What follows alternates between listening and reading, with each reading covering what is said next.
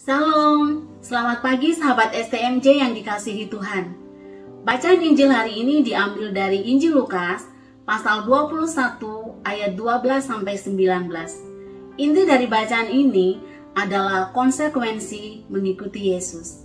Saya terkesan dengan beberapa ayat dalam Injil ini, antara lain ayat 12-13 dan ayat 18-19 yang berbunyi demikian. Tetapi sebelum semuanya itu, kamu akan ditangkap dan dianiaya. Kamu akan diserahkan ke rumah-rumah ibadat dan penjara-penjara, dan kamu akan dihadapkan kepada raja-raja dan penguasa-penguasa oleh karena namaku. Hal itu akan menjadi kesempatan bagimu untuk bersaksi. Tetapi tidak sehelai pun dari rambut kepalamu akan hilang. Kalau kamu tetap bertahan, kamu akan memperoleh hidup. Yesus mengatakan kepada para pengikutnya bahwa ada saatnya di mana kita para pengikut akan mengalami hal-hal yang sangat sulit dalam hidup kita.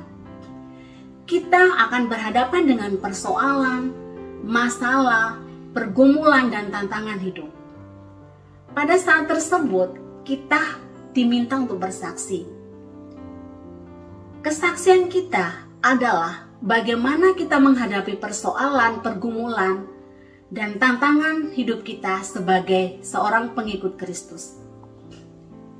Apakah kita lari dari persoalan, berputus asa, menggerutu, menghujat, mempersalahkan orang lain, bahkan Tuhan atas semua persoalan dan kesulitan hidup kita? Tuhan Yesus mengajak kita untuk tenang. Tuhan meminta kita untuk tetap bertahan dan mengandalkannya, meskipun semua persoalan dan pergumulan sebesar apapun yang terjadi dalam hidup kita. Tidak sehelai pun dari rambut kepalamu akan hilang jika kita tetap bertahan dan mengandalkan Tuhan dalam hidup kita. Saya memiliki sebuah pengalaman iman yang ingin saya bagikan berkenaan dengan bacaan ini. Pada suatu saat, saya mengalami pergumulan yang luar biasa dalam hidup saya. Saya ingin berhenti dari tempat di mana saya bekerja pada saat itu. Karena saya merasa semua yang saya lakukan terhadap perusahaan tidak pernah dianggap atau tidak pernah dihargai. Karena menurut saya sudah bekerja maksimal. Banyak yang sudah saya lakukan bahkan di luar jam kerja saya. Saya bekerja tidak pernah memperhitungkan waktu. Bahkan lembur sampai jam berapapun meski tidak pernah dibayar. Seorang bos pasti cenderung untuk menginginkan karyawannya selalu perfect tanpa melihat apa saja persoalan yang menjadi kendala di lapangan. Singkat cerita, saya sangat down saat itu. Saya yang tidak pernah menangis selama saya bekerja, saat itu saya menangis sejadi-jadinya. Saya ingin lari dari tempat kerja saya saat itu. Saya marah, saya menggerutu, saya mempersalahkan semua orang yang terlibat dalam persoalan itu. Bahkan di sini saya mempersalahkan bos saya. Saya kemudian mendapat peneguhan dari suami dan beberapa teman yang menelpon saya pada saat itu. Saya kemudian berpikir, saya yang setiap harinya meneguhkan orang, membangkitkan semangat orang ketika mereka sedang bergumul dengan persoalan hidupnya. Bahkan terkadang saya sendiri menjadi teman berbagi cerita bersama bos saya dan kerap kali saya memberikan masukan untuk bos saya. Masa pada saat saya mengalami persoalan, saya harus lari dan meninggalkan persoalan saya?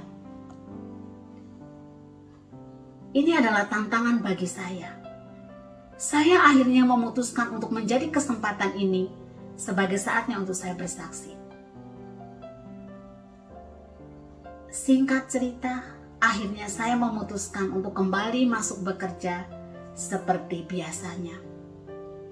Dan saya menemukan banyak hal baik yang berubah di tempat kerja, juga dari bos saya sendiri. Bahkan saya sendiri mendengar pengakuan baik dari bos saya soal iman seorang Katolik.